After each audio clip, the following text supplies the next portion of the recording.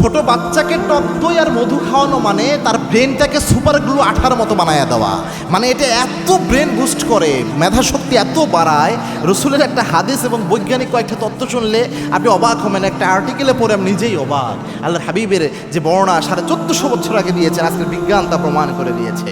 আল্লাহর হাবিব 1450 বছর আগে মধুর ব্যাপারে বলেছেন, আলাইকুম বিশিফাইন, দুইটা জিনিসের মধ্যে শেফা রয়েছে, তার মধ্যে ওয়াল কোরআন ওয়াল আসল, কোরআন এবং আসল মানে মধুর মধ্যে আল্লাহ শেফা দিয়েছেন। কোরআনেও শেফা, মধুতেও শেফা।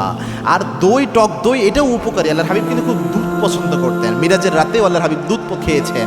এই দুধ থেকেই টক দই আসে, এটাও উপকারী একটা খাবার। আজকের বিজ্ঞান প্রমাণ করেছে এই ছোট বাচ্চাদেরকে যখন টক দই এবং মধু একসাথে খাওয়ানো হয়, এটার মধ্যে আল্লাহ এমন উপাদান ঢুকাইয়া দিয়েছে যে এই উপাদানটা বাচ্চাদের মেধা শক্তি বাড়ানোর জন্য, মনে রাখার ক্ষমতা বাড়ানোর জন্য, স্মৃতিশক্তিকে দ্রুত বৃদ্ধি করার জন্য, ব্রেনের উপকারী সেলগুলোকে দ্রুত বৃদ্ধি করার জন্য উপকারী একটা ভূমিকা পালন করে।